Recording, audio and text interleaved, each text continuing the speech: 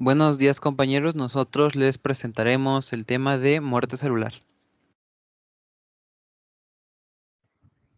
Introducción. La muerte de las células en los tejidos es un hecho normal y no produce alteración de las funciones. Por el contrario, el número de células en los diferentes tejidos está determinado por un balance homeostático entre la proliferación de células nuevas y la muerte de células agotadas o seniles, existiendo una tasa o ritmo de relación proliferación-muerte que varía de un tejido a otro. Bueno, aquí tenemos una imagen de la necrosis apoptosis. En la necrosis sucede en grupos de células, no requiere energía, se produce liberación de contenido celular, presenta una respuesta inflamatoria secundaria. En la apoptosis sucede en células aisladas, requiere energía, se recicla el contenido celular y no hay respuesta inflamatoria.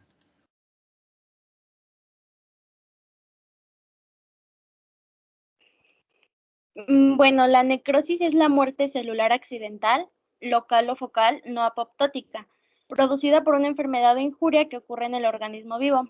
Cabe resaltar que la necrosis y la muerte celular son cosas diferentes, ya que, por ejemplo, en los cortes histológicos el tejido está muerto, pero no necrótico.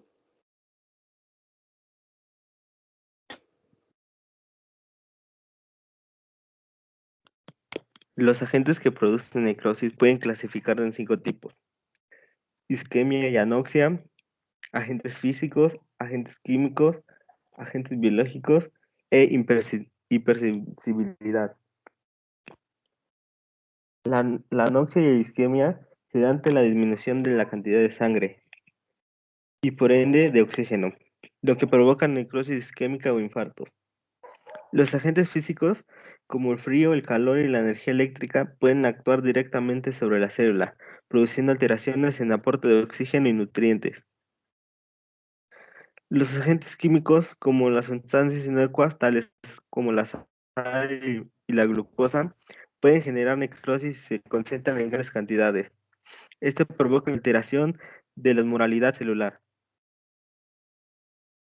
Los agentes biológicos. Las bacterias y los virus producen necrosis por elaboración de toxinas, como en el caso de las bacterias, o por la lesión celular directa, como en el caso de los virus. Hipersensibilidad. Es producida por mecanismos inmunológicos que reaccionan a antígenos y anticuerpos, como ocurre en la sensibilidad a drogas o enfermedades como la enfermedad reumática, parálisis, etc.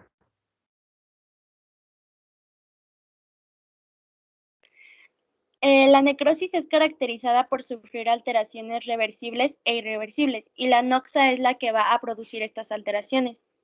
La acción de una noxa sobre una célula se puede dividir en dos partes. La primera produce una alteración celular o daño que puede ser compensado y provocar cambios estructurales transitorios, los cuales regresan una vez que cesa la acción de la noxa. Este proceso también es conocido como daño subletal o reversible. Por otro lado, también tenemos lo que se conoce como degeneración hidrópica vesicular o daño celular letal o irreversible. En esta los mecanismos de adaptación son superados, entonces hay lesiones celulares y subcelulares permanentes, irrecuperables y letales para la célula. Y cuanto más grave es el daño celular, mayor es la probabilidad de que la célula no se recupere.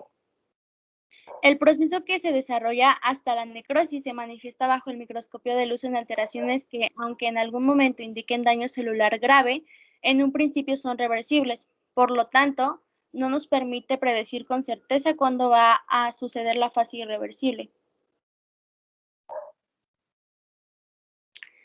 La necrobiosis. Este periodo dura entre 6 y 8 horas y es muy difícil de determinar, ya que no se reconocen alteraciones específicas al microscopio de luz en las primeras horas. Un criterio que permite reconocer la necrosis celular es la coloración difusa del citoplasma y del núcleo por colorantes vitales, lo cual expresa que la célula no se opone más a la penetración de estos colorantes debido a graves alteraciones de integridad de la carioteca y de la membrana citoplasmática. Necrofanerosis. Los signos de necrofanerosis están definidos claramente como microscopía de luz y generalmente se presentan no antes de las 6 horas ocurridas la muerte celular y pueden persistir días, semanas o incluso meses. En este proceso se reconocen alteraciones del grupo como lo es la pignosis, cariorrexis y cariólisis del citoplasma. Con pignosis nos referimos a las alteraciones del núcleo con condensación de la cromatina y se ve de menor tamaño. La cariorrexis es la fragmentación del núcleo con trozos pequeños de cromatina condensada y la cariólisis es la disolución del núcleo. Por último, tenemos a la necrólisis, el cual es el proceso de desintegración y disolución de la célula necrótica. En este proceso se acompaña de ciertas condiciones de infiltración de las células polinucleares y remoción de los detritus celulares por macrófagos. Las enzimas proceden de los lisosomas de las células muertas y se conocen dos, que es la autólisis y la heterólisis, y van a depender de cuál haya sido su función en la vida y de la variada composición celular de un tejido. En este caso, la autólisis es la disolución o digestión de los tejidos por acción de las enzimas intracelulares. Después de la muerte, prácticamente todos los tejidos del organismo sufren autólisis y sus enzimas hidrolíticas no han sido destruidas. Y su velocidad va a depender del tipo de célula y de la temperatura. Si los tejidos autolíticos son invadidos por bacterias, se agrega la putrefacción, que a su vez es catalizada por enzimas bacterianas. También tenemos la heterólisis, que es la mayor cantidad de la necrosis de células vecinas producidas por la liberación de enzimas lisosomales de células muertas y de células inflamatorias.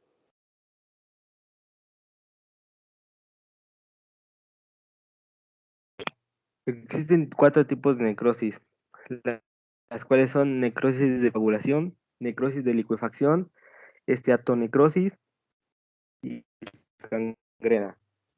La necrosis de coagulación es típica de la hipoxia industrial, como ocurre en tejidos derivados de suministro de sangre por oclusión arterial o infarto de la mayoría de los tejidos y órganos, a excepción del infarto cerebral. La necrosis de licuefacción es un tipo de necrosis frecuentemente encontrada en los infartos cerebrales. Se trata de una necrosis con digestión muy rápida de los tejidos, debido a una actividad enzimática lisosomal e hidrolítica intensa que licúa el tejido afectado. La esteatonecrosis este proceso comienza cuando las enzimas digestivas normalmente encontradas son en los conductos pancreáticos, son liberadas desde las células acinadas pancreáticas dañadas hacia el espacio extracelular, liberando los triglicéridos almacenados en esta célula. Gangrena. La gangrena es una necrosis muy particular, condicionada por microorganismos que actúan sobre algunas proteínas, en especial sobre la hemoglobina, que le da el color característico a los tejidos. Se reconoce una gangrena isquémica y una gangrena infecciosa. Bueno, ya entramos al proceso de apoptosis. Es la muerte celular programada o suicidio celular. Aquí podemos ver el desarrollo de la pata de un ratón por ayuda de esta. Tenemos dos causas que se dividen en dos tipos de apoptosis fisiológica, en la que se encuentra la embriogénesis, que es la formación y desarrollo de el embrión. Tenemos la selección negativa de los linfocitos, que es la eliminación de linfocitos que puedan reaccionar mal a las proteínas. En el timo tenemos la apoptosis patológica, que es el daño del material genético en la célula, y la acumulación de proteínas mal plegadas, infecciones virales, etc. Tenemos las funciones que durante la generación de algunas de las extremidades de algunos vertebrados, los dedos de las manos y los pies se forman con tejido mesenquimático, que une los dedos entre sí, como en la figura 1. Un dato importante es que en algunas aves como los patos, este tejido no pasa por la apoptosis, por lo que sus manos quedan con esta membrana. La formación de la cavidad paramniótica por apoptosis de células en su interior de la figura B. Algunas estructuras que se forman en fases tempranas son retiradas más tarde, como en el desarrollo de la rana, de rana cojo a rana. En otros casos, no hay estructuras necesarias para un sexo pero no para el otro, como los conductos mullerianos que originan el útero y los oviductos, los conductos wolfianos, que son la fuente de los órganos reproductivos masculinos. Tenemos también las funciones que se eliminan que se requiere para eliminar células concretas, como en el desarrollo del sistema nervioso central. Tenemos también la deficiencia de los linfocitos B, que fallan en producir antigénicos útiles o que no reconozcan pues, antígenos propios. Se elimina por apoptosis en la figura F. También tenemos diversos tipos de daño celular, como en el daño del ADN, pueden activar la apoptosis, como en la figura G. Tenemos que también en, en nuestro desarrollo hay un momento en el que la apoptosis es nula. Esto se conoce como inmortalidad celular primigenia, que después pues, se inactiva para que nos podamos desarrollar. También tenemos que la mucosa intestinal diariamente se renueva su epitelio por acción de la apoptosis. Tenemos las caspasas, que son proteínas que residen inactivas y se activan a partir de la iniciación de la apoptosis e indican una imparable muerte celular. Las caspasas 3, 6 y 7 rompen las cadenas de aminoácidos en donde se encuentra el aspartato. Tenemos dos tipos de caspasas. Las caspasas iniciadoras son activadas por autoproteólisis cuando son traslocadas a compartimientos específicos o mediante adaptadores o activadores. Las caspasas ejecutoras son activadas mediante el corte específico mediado por las caspasas iniciadoras. Aquí tenemos la estructura de las caspasas con sus tipos. Tenemos la vía extrínseca, que es la activación por fuera de la célula mediada por los receptores de muerte. Tenemos los receptores TNF1, los receptores FAT, que son el CD95, y estos son proteínas transmembrana e incluyen el FASR, el TNFR1, el DR3, el DR4. Las señales extracelulares de la vía extrínseca son el pérdida de factores de crecimiento, disminución de niveles de oxígeno y radiación. Esta vía se empieza cuando el ligando FASL se une al dominio extracelular de FASR, creando una agrupación de 3 moléculas de FASR. Los dominios extracelulares se unen a una proteína adaptadora FAD con 2 Ds que después se une a la procaspasa 9. En este paso, la procaspasa 9 sufre un cambio y se activa formando caspasa 8. Este complejo se conoce como complejo de señalización de muerte o DISC por sus siglas en inglés. Este desencadena la fase de ejecución al activar las caspasas 3, 6 y 7. Tenemos las proteínas, algunas proteínas importantes proapoptóticas como VAX y VAC, antiapoptóticas como este trío, los sensores como estos que son de la familia de las proteínas BH3. Tenemos la vía intrínseca, que es activada por las señales y ocurre dentro de la célula o en la mitocondria. Las señales son daño del ADN, hipoxia, concentraciones altas de calcio citosólico, severo estrés oxidativo. Está regulada por proteínas de la familia BCL2 y las señales dan como resultado la sobreregulación de proteínas BH3 en el citoplasma. Estas proteínas detectan las señales apoptóticas y se desplazan a la membrana. Una parte importante mencionar es que la proteína P53 también detecta el daño en el ADN y también crea una señal proapoptótica, y estas señales activan a VAX y a VAC. Estas se unen a la membrana externa de la mitocondria creando su permeabilización. Así se liberan factores proapoptóticos como el citocromo C, el factor inductor de la apoptosis o AIF, SMAC o Diablo. Y lo importante, nos vamos a centrar en el citocromo C, que se une al factor de activación de la proteasa apoptótica 1 o APAF1 y a la procaspasa 9 para formar un apoptosoma. Esta procaspasa se activa y se convierte en caspasa 9, que activa las caspasas 3, 6 y 7. Aquí solo tenemos caspasa 3, pero sabemos que son 3, 6 y 7. Los otros factores proapoptóticos, que son SMAC y Diablo, bloquean la acción de las proteínas inhibidoras de la apoptosis o IAP. Tenemos el proceso de ejecución. En el paso 1, el núcleo se deshidrata y se contrae la pinocitosis. La cromatina se condensa y el ADN se fragmenta en 200 pares de bases. El citoplasma se deshidrata y ocurre la carriorexis. En el paso 2, las mitocondrias pierden la capacidad de producir ATP. Los demás organulos son fagocitados directamente. En el paso 3, la membrana de fosfatidilcerina pasa de la capa externa desde la interna, donde es reconocida por los fagocitos.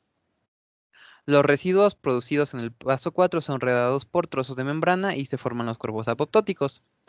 Aquí podemos ver pues esta imagen porque podemos observar en el último apartado cómo se fagocita en los cuerpos apoptóticos por los macrófagos. Y pasamos a autofagia. Ok, primero les voy a explicar qué es. Es un proceso por el cual la célula descompone y destruye proteínas viejas, dañadas o anormales y otras sustancias en su citoplasma. Los productos de la descomposición se reciclan para funciones celulares importantes, en especial durante periodos de estrés o ayuno. La autofagia también ayuda a destruir virus o bacterias que causan infección y quizás impida que las células normales se vuelvan cancerosas. Luego vemos sus funciones de la autofagia.